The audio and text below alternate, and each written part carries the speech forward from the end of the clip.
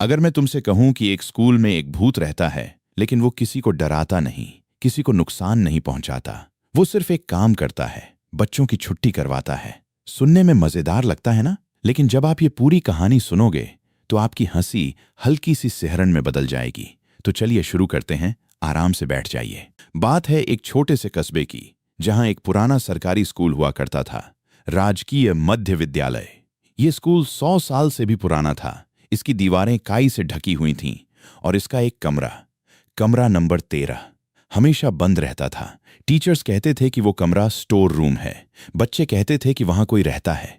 अब कहानी शुरू होती है एक लड़के से, जिसका नाम अर्जुन है। अर्जुन 7वीं क्लास में पढ़ता था और वो बाकी बच्चों जैसा ही था, पढ़ाई से थोड़ा दूर भागने वाला, छुट्टी का बहाना ढूंढने वाला। एक दिन गणित की परीक्षा से ठीक एक दिन पहले अर्जुन ने अपने दोस्तों से मजाक में कहा, काश कल स्कूल में कुछ ऐसा हो जाए कि छुट्टी हो जाए। उसके दोस्त हंस पड़े। लेकिन अगली सुबह स्कूल का मुख्य गेट अपने आप बंद मिला। ताला अंदर से लगा हुआ था, कोई अंदर नहीं जा सका। छुट्टी घोषित कर दी गई। अर्जुन को अजीब लगा, लेकिन उसने इसे सिर्फ इत्तेफाक समझा।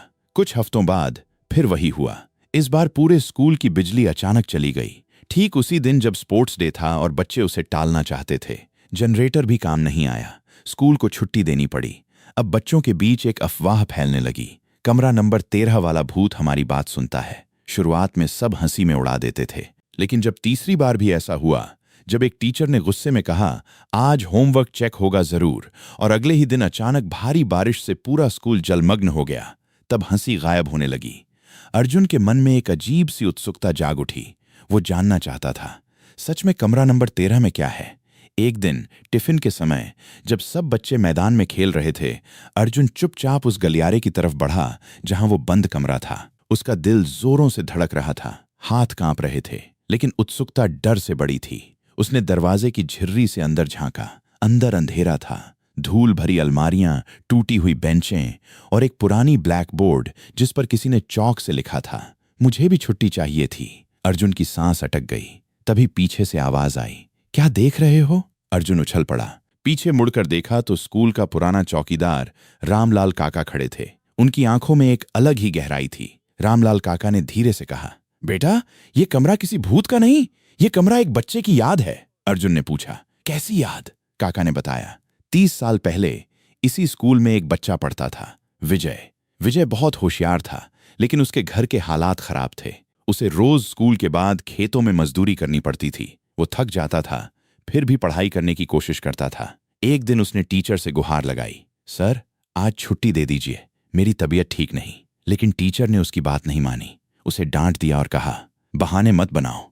उसी रात विजय बहुत तेज बुखार में तड़पता रहा और अगली सुबह वो हमेशा के लिए इस दुनिया से चला गया। तब से कहते हैं, विजय की आत्मा उसी कमरे में रहती है, कमरा नंबर 13 में।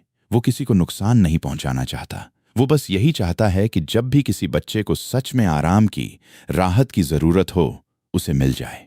वो नहीं चाहता कि किसी और बच्चे की तकलीफ अनसुनी रह जाए। अर्जुन की आंखों में आंसू आ गए।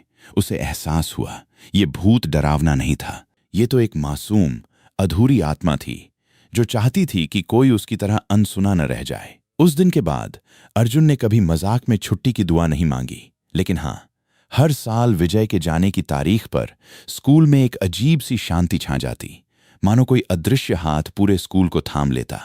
आज भी कहते हैं, अगर कोई बच्चा सच में परेशान हो, थका हो, टूट चुका हो, तो कमरा नंबर 13 की खिड़की से एक हल्की सी हवा बहती है, जैसे कोई कह रहा हो, मैं समझता हूं तुम्हें। तो दोस्तों, ये कहानी सिर्फ एक भूत की नहीं थी, ये कहानी थी उस दर्द की जिसे कोई सुनना नहीं चाहता। अगली बार जब कोई थका हुआ बच्चा आपसे मदद मांगे, तो उसे नजरअंदाज मत करना। अगर ये कहानी आपके दिल को छू गई हो तो इसे लाइक कीजिए, अपने दोस्तों के साथ शेयर कीजिए और चैनल को सब्सक्राइब करना न भूलें, क्योंकि ऐसी ही और भावुक और रहस्यमयी कहानियां हर हफ्ते आपके लिए आती रहेंगी। मिलते हैं अगली कहानी में, तब तक के लिए अपना ख्याल रखिए।